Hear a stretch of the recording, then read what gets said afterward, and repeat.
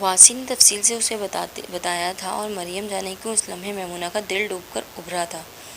وہ اندر پڑھ رہی ہے، ان کا کل ٹیسٹ ہے نا، تبھی تو سر نے ہمیں چھٹی دی ہے تاکہ ان کو اچھی سی تیاری کرا سکے۔ شیزا نے چاکلیٹ کا ریپر پھاڑ کر اسے منہ میں رکھا تھا۔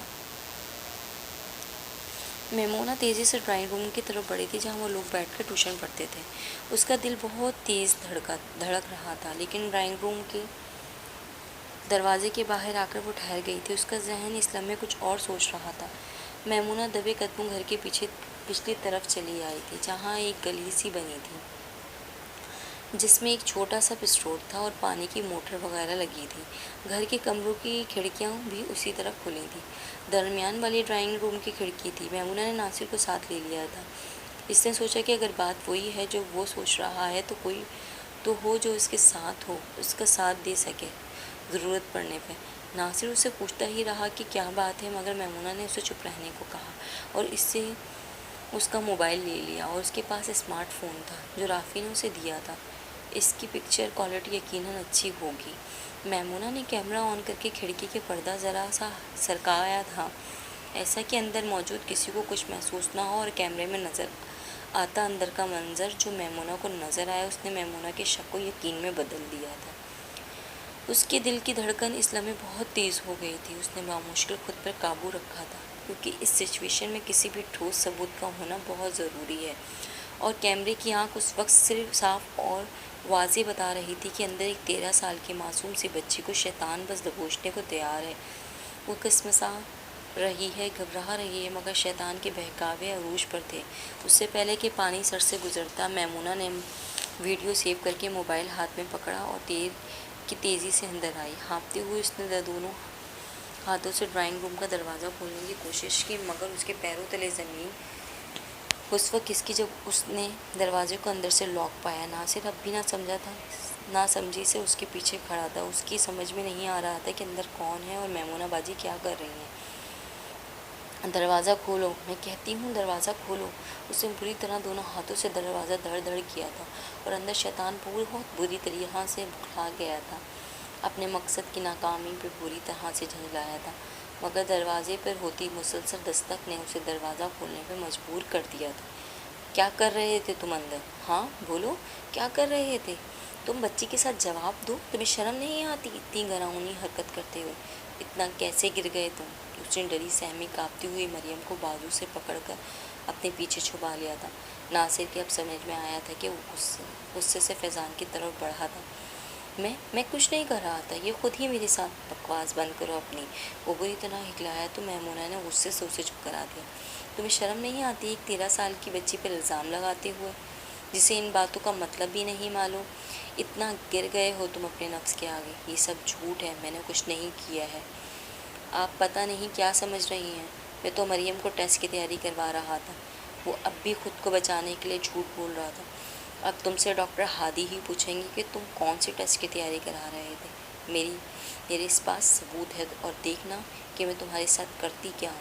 دفعہ ہو جاؤ یہاں سے، اور اب کبھی مجھے یہاں نظر نہ آنا۔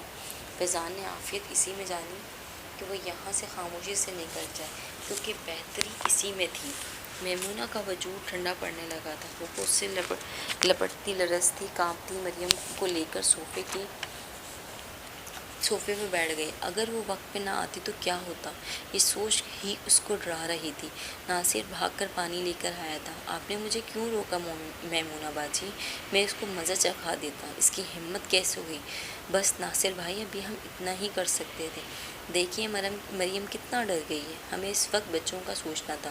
وہ کچھ بھی کر سکتا ہے، ہم ملازم ہیں۔ اب آگے ڈاکٹر ہادی خود ہی اس معاملے کو دیکھ لیں گے۔ آپ پلیز ابھی کسی کو مت کہیے گا، اور ہاں، آپ کا فون ابھی میرے پاس ہی ہے، ٹھیک ہے؟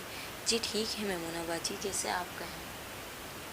ناصر کو اچھی طرح سمجھا کر وہ مریم کو ساتھ لے کر کمرے میں چلی آئی تھی۔ وہ بہت بری طرح ڈر گئی تھی۔ اس وقت اسے سنبھالنا بہت ضروری تھا۔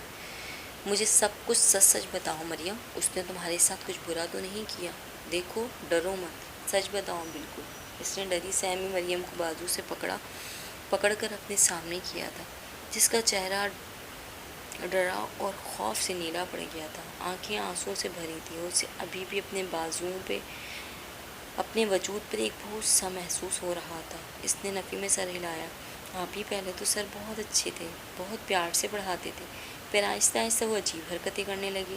شیزا اور واسی کو جلدی باہر بھیج دیتے تھے اور پھر مجھ سے عجیب عجیب باتیں کرتے تھے۔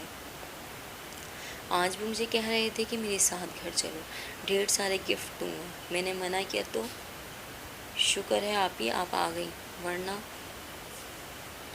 وہ ہچکیوں سے رو رہی تھی۔ میمونہ کو اس معصوم سی بچی پہ جی بھر کر ترس آیا۔ تم نے کبھی کسی کو بتایا ہے کچھ؟ آنٹی کو، چاچو یا پھپھو کو، کسی کو بھی؟ میمونہ نے پیار سے اسے خود سے لگا لیا تھا۔ نہیں، مجھے ڈر لگتا تھا، وہ کہتے تھے کہ کسی کو بتایا تو بہت برا کروں گا تمہارے ساتھ۔ میں تب ہی تو کہتی تھی نا کہ مجھے ان سے نہیں پڑھنا ہے، مجھے ڈر لگتا ہے۔ وہ اس کے سینے میں منہ چھپایا خود کو محفوظ تصور کر رہی تھی۔ تمہیں کیوں ڈر لگتا ہے گڑیا؟ ڈرے تو وہ جو غلط کرے۔ تم تو کچھ غلط نہیں کر رہی تھی، لیکن اگر کبھی بھی ایسی کوئی بات ہو تو چھپاؤ مت، ٹھیک ہے نا؟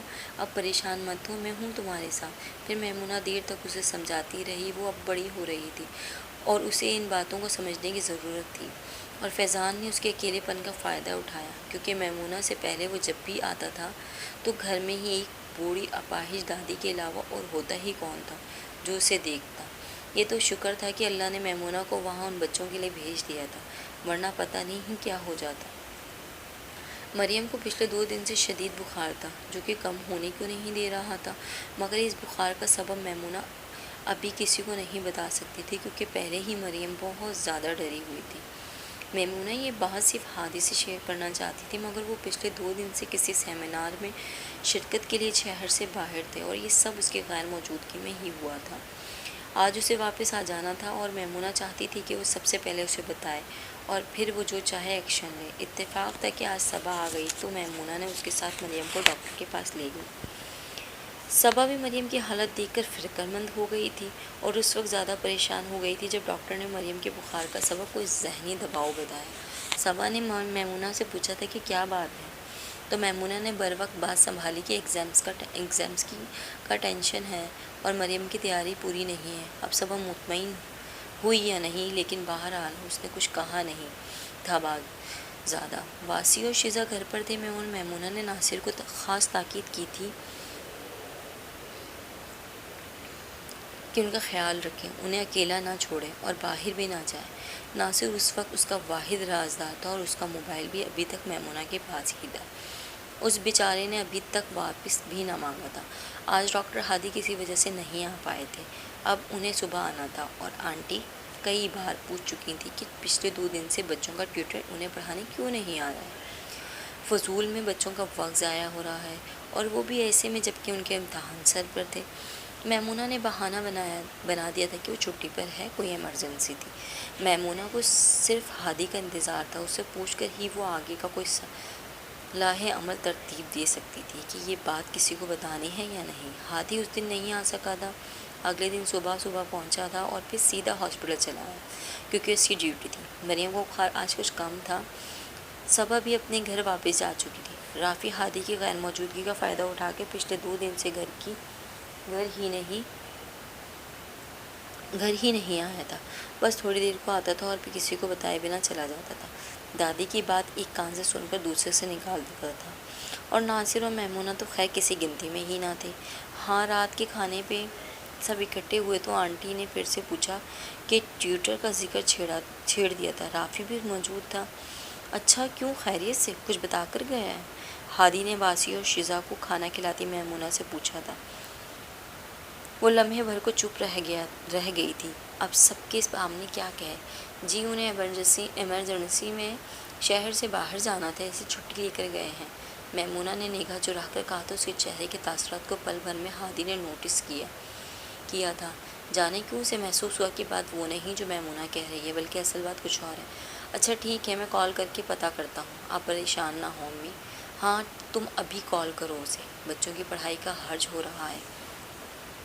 آنٹی آپ پریشان نہ ہوں، میں کال کرتی ہوں، میمونہ نے جلدی سے کہا۔ ہادی کا دل کھانے سے اچاٹ ہو گیا تھا۔ اب جب تک وہ اصل بات نہ جان لیتا مطمئن نہیں ہو سکتا تھا۔